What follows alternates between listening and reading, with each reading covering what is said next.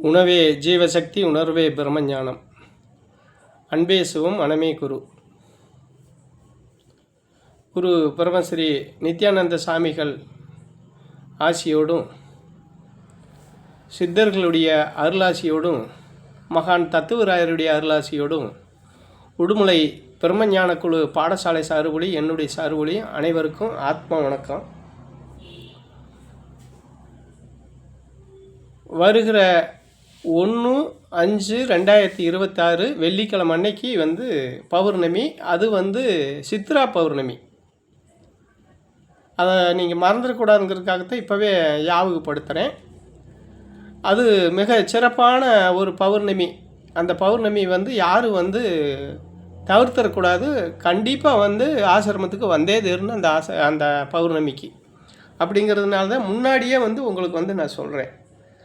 அதனால் நீங்கள் என்ன பண்ணணுன்னா, அந்த 1ஆம் தேதி, அதாவது 1/5/2026 வெள்ளிக்கிழமை அன்னைக்கு கண்டிப்பாக எல்லா சீடர்களும் பக்தர்களும் கண்டிப்பாக இந்த சித்ரா பௌர்ணமியில் கலந்துக்கணும். அப்படிங்கிறது தான் என்னுடைய வேண்டுகோள். இன்னொன்று என்னென்னு கேட்டிங்கன்னா, இந்த பௌர்ணமி 30ஆம் தேதி இரவே 10 மணிக்கு மேலே வந்துடுது. அதாவது 30/4/2026 அன்னைக்கு, அதாவது முத நாளே 30/4/2026, அதாவது முத நாள் நைட்டு 10 மணிக்கு வந்துடுது. அதனால நீங்கள் என்ன பண்ணணுன்னா, 30/4/2026 அன்றைக்கி, அதாவது வியாழக்கிழமை விடிஞ்சா வெள்ளிக்கிழமை, முத நாள் வியாழக்கிழமை, அந்த வியாழக்கிழமையும் அவங்க வீட்டில் இல்லை பக்கத்தில் ஆசிரமம் போகிறதுக்கு வாய்ப்பு இருந்தால் ஆசிரமத்துக்கு வந்துடுங்க. ஆசிரமத்துக்கு போகிறதுக்கு வாய்ப்பு இல்லாதவங்க அவங்க வீட்டிலையே உட்காந்து அந்த நைட்டு பாடம் பண்ணுங்க.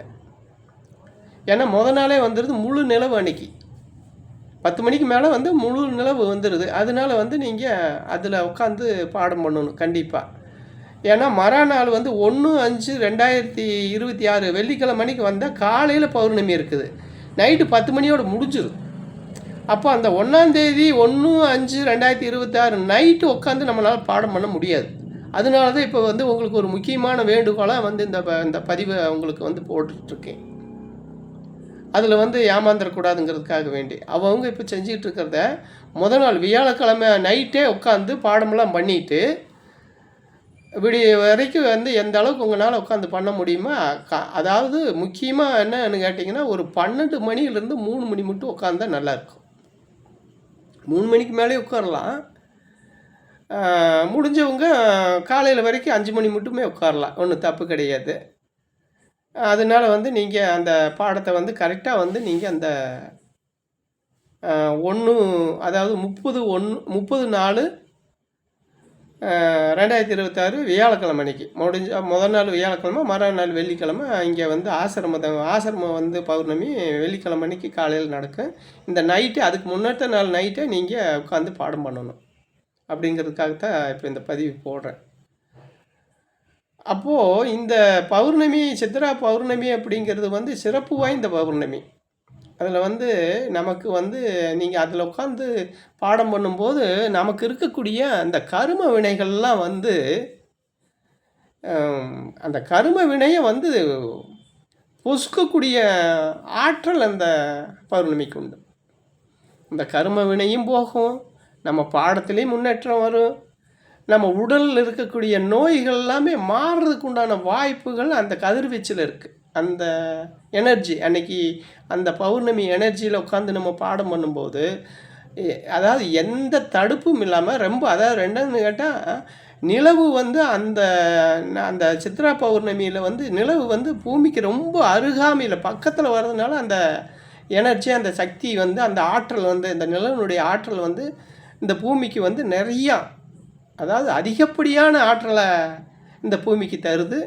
இந்த பூமியில் இருக்கிற அனைத்து ஜீவராசிகளுக்கும் அது நன்மை தரக்கூடிய ஒரு விஷயம்.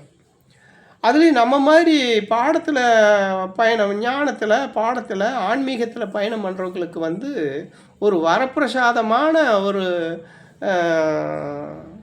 நாள் அப்படின்னு சொன்னால் அந்த சித்ரா பௌர்ணமி தான். இந்த சித்ரா பௌர்ணமி. ஏன்னு கேட்டால் நம்ம பாடமே வந்து பௌர்ணமி நாளில் ஒளி நாள் தான் கொடுக்குறோம். அந்த ஒளி நாள் சிறப்பான ஒளி நாள் அன்றைக்கி அந்த சித்ரா பௌர்ணமிங்கிறது. முடிஞ்ச அளவுக்கு வந்து அதை யாரும் தவிர்த்துறாதீங்க. 30/4/2026 நைட்டே 10 மணிக்கு மேலே பௌர்ணமி வந்துடுது. நீங்கள் முடிஞ்ச அளவுக்கு அந்த 30/4/2026 அன்றைக்கி வியாழக்கிழமை நைட்டே நீங்கள் அவங்க இடத்துக்குள்ள உட்காந்து நீங்கள் அந்த நைட்டு எல்லோரும் தவறாமல் பாடம் பண்ணணுன்னு உங்கள் எல்லாரையும் பணிவோடு கேட்டுக்கிறேன். அனைவருக்கும் ஆத்ம வணக்கம்.